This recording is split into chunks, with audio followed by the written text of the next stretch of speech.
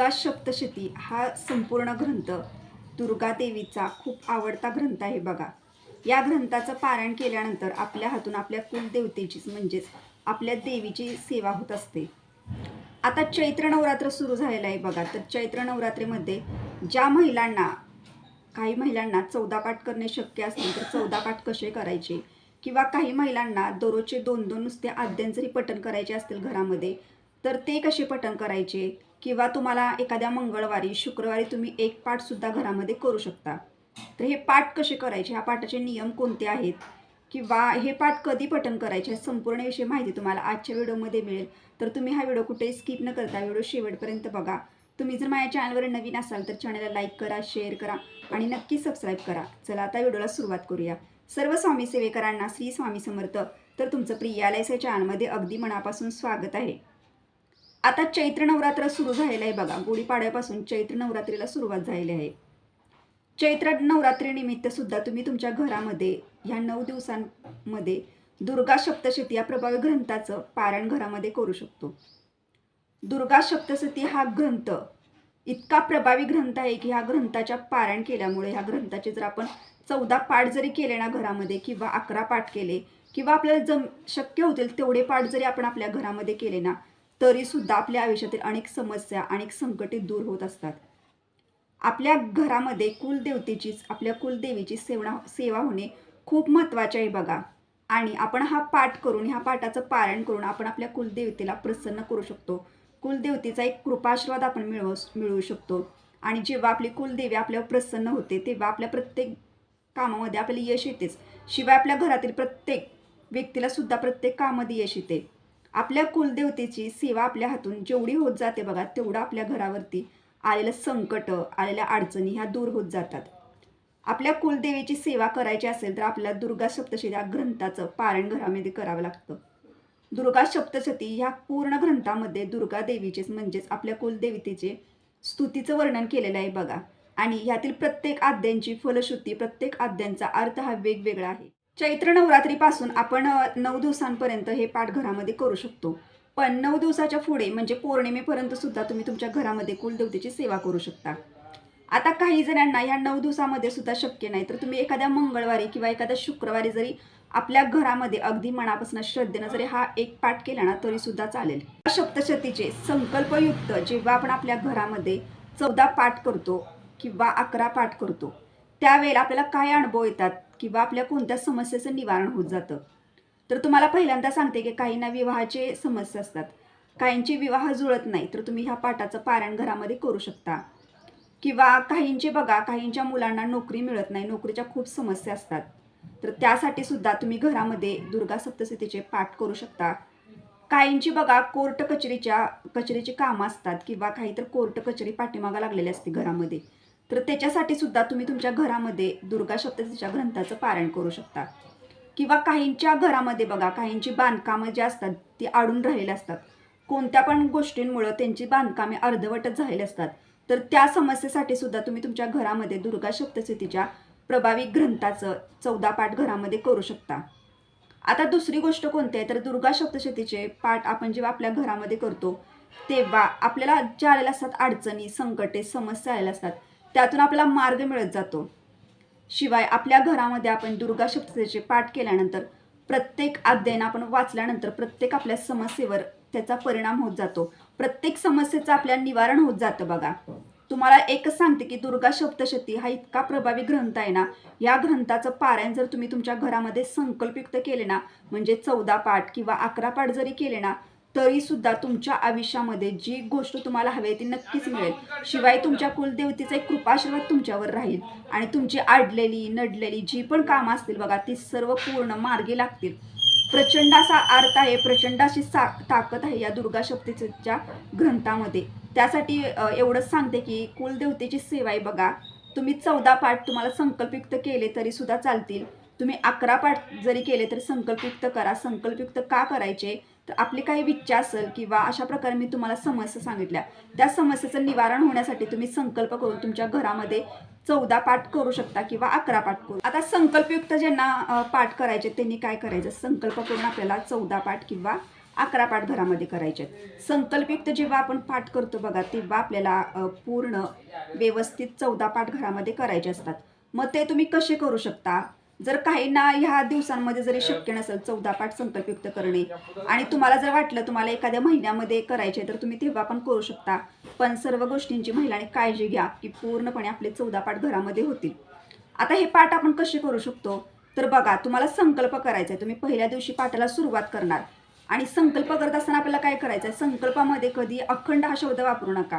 कारण कसं असतं, काही वेळेला आपण 14 पाठ करतो किंवा कुठले पारायण करत असतो, पण त्यावेळेला जर आपल्याला काही अडचण आली, अडचण ही सांगून येऊ शकत नाही, काही पण गोष्टी घडू शकतात आणि त्यावेळेला आपल्याला पाठ करणं शक्य होत नाही, मग तिथं आपला खंड पडत असतो.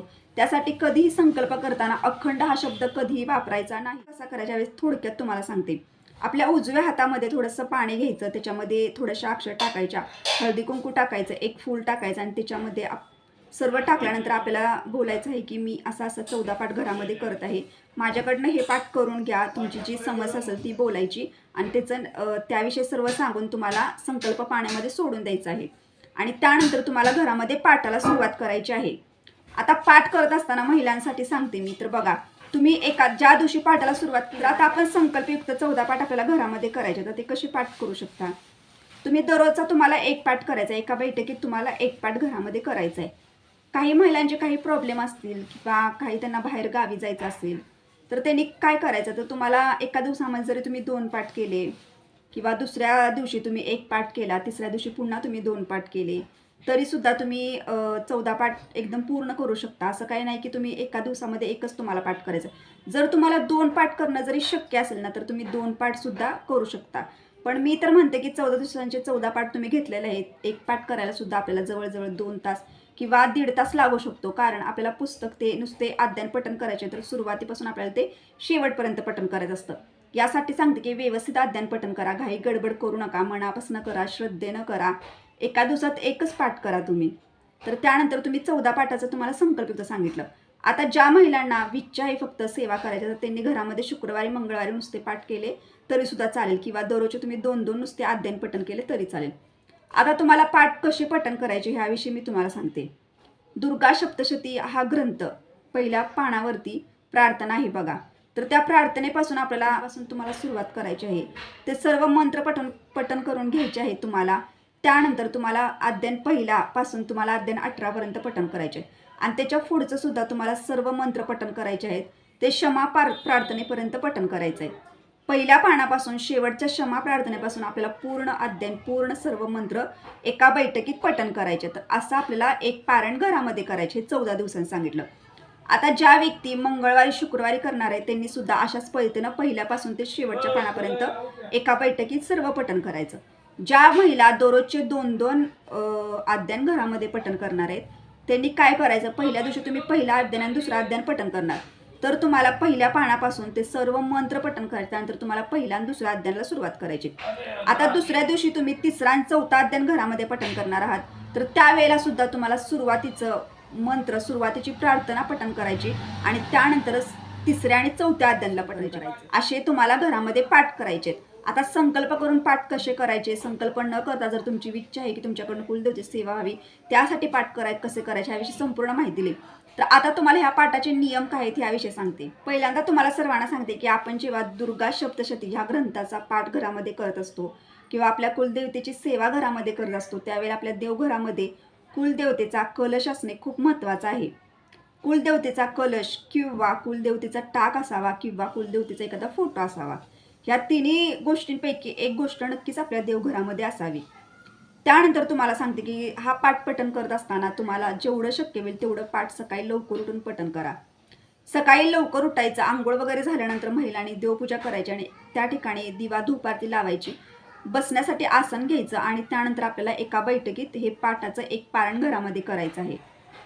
तर आता काही जणांना सकाळी शक्य नसतं, तर त्यांनी कसं पठण करावं? तर तुम्हाला सकाळी तुम्ही 6 वाजल्यापासून सायंकाळी 6 पर्यंत सायंकाळच्या 6 पर्यंत 5 पर्यंत घरामध्ये पाठ करू शकता. पण पाठ शक्य होईल तेवढे एका बैठकीत करण्याचा प्रयत्न करा. पाठ करत असताना आपल्याला कोणासोबतही बोलायचं नाही, कोणासोबतही आपल्याला कोणत्याही प्रकारचा संवाद करायचा नाही. आपल्याला फक्त मन एकाग्र करायचं आणि पाठ करायचं आहे. पाठ आपल्या स्वतःला ऐकू येईल अशा आवाजामध्ये आपल्याला पठण कर. जी महिला पाठ घरामध्ये करणार आहे किंवा एखादी मुलगी असेल तर त्यांना एक सांगते की तुमच्या अंगावरती कोणत्याही प्रकारचं काळं वस्त्र नसावं. महिलांसाठी सांगते की कोणत्याही प्रकारचं ब्लाऊज काळ्या रंगाचं घालू नका. तुम्ही कोणतीच वस्तू आपल्या अंगावरती काळ्या रंगाची घालू नका. क्लिपसुद्धा काळ्या रंगाची वापरू नका.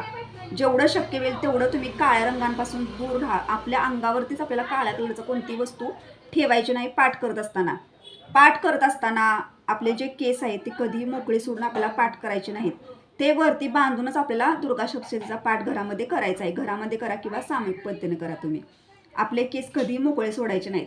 महिला असतील त्यांनी कपाळाला टिकली न लावता कुंकू लावायचं आहे. आपल्या हातामध्ये हिरव्या बांगड्या नक्की असावा आणि त्यानंतर आपल्याला पाठ करायचा आहे. आता मुलींसाठी सुद्धा सांगते की मुली जरी असतील तरी त्यांनी सुद्धा आपल्या अंगावरती कोणत्याही प्रकारचं काळं वस्त्र घालायचं नाही. चापसुद्धा घालायचं नाही हातामध्ये किंवा कोणत्याही प्रकारचं काळी ओढणी वगैरे काही सुद्धा चालणार नाही. कारण आपण दुर्गा सप्तशतीचा पाठ करत असतो. त्या पाठाचे नियमच हे सर्व आहेत ते मी तुम्हाला सांगत आहे. जर तुम्ही ह्या नियमाचं पालन करून जर पाठ घरामध्ये केला तर नक्कीच तुम्हाला त्याचं फळ मिळेल. आपण एवढा पाठ करणार आहोत तर ह्या छोट्या मोठ्या काय मोठमोठ्या चुका आहेत बघा ज्या आपल्याकडून नकळत घडत असतात. ह्याची काळजी घ्या. तुम्हाला जेवढं शक्य होईल तेवढं तुम्ही काळ्या रंगापासून दूर राहावा त्या दिवशी. आता त्यानंतर तुम्हाला सांगते की मुलींनी सुद्धा कपाळाला टिकली न लावता थोडंसं कुंकू लावायचं आहे पाठ करत असताना आपल्याला पाठ वाचन करत असताना. त्यानंतर तुम्हाला पाठ हा कधीही जेवण करून पठण करू नका.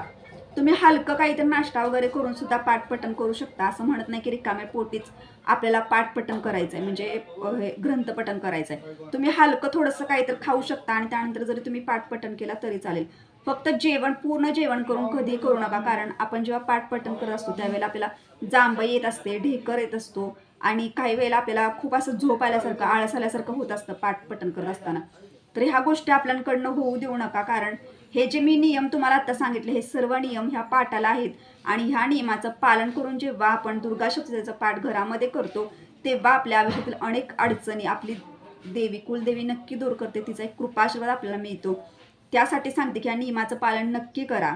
आता दुसरी गोष्ट सांगते, जर तुम्ही 14 दिवसांचा पाठ संकल्पयुक्त घरामध्ये घेतलेला आहे तर तुमच्या घरामध्ये पाठ पूर्ण होईपर्यंत तुमच्या घरामध्ये मांसाहारी बनवायचं नाही किंवा तुम्ही स्वतःसुद्धा मांसाहारी पदार्थ हात लावायचा नाही. शुद्ध शाकाहारी जेवण आपल्याला घरामध्ये जेवायचं आहे.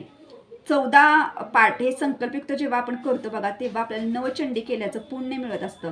यासाठी सांगते की मगाशी मी तुम्हाला ज्या समस्या सांगितल्या त्या समस्या जर तुम्हाला असतील ना, तुम्हाला सांगते नक्की तुम्ही तुमच्या घरामध्ये 14 दुर्गा सप्तशतीचे पाठ नक्की करा. तुमच्या त्या समस्येतून तुम्हाला नक्की मार्ग मिळेल. तुमचे अडलेली नडलेली कामं नक्की मार्गी लागतील. तर अशा पद्धतीने मी तुम्हाला दुर्गा सप्तशतीचे पाठ पठण करण्याचे फायदे कोणते आहेत, पाठ कसा पठण करायचा याविषयी सांगितलं. आज आपण पठण करायला घेतो तेव्हा दररोज आपल्याला घरामध्ये एक नवार्ण मंत्राची माळ करायची. नवार्ण मंत्र आपल्या कुलदेवीचा मंत्र आहे. नित्यसेवेच्या पुस्तकामध्ये नवार्ण मंत्र दिलेला आहे. त्याची एक माळ आपल्याला करायची आहे. स्वामी महाराजांची एक माळ करायची आणि त्यानंतर पाठ वाचायला सुरुवात करा. तर अशा पद्धतीने मी तुम्हाला दुर्गा सप्तशतीच्या प्रभावी ग्रंथाचा पाठाविषयी माहिती दिली. तुम्हाला जर हा व्हिडिओ आवडला असेल तर लाईक करा, शेअर करा, नक्की सबस्क्राईब करा आणि जरी काही गोष्टी समजल्या नसतील तर नक्कीच कमेंट करून विचारा. तुम्हाला नक्कीच तिथे मी रिप्लाय करण्याचा प्रयत्न करेन. भेटूया आता नेक्स्ट व्हिडिओमध्ये. पण सर्व स्वामी सेवेकरांना श्री स्वामी समर्थ.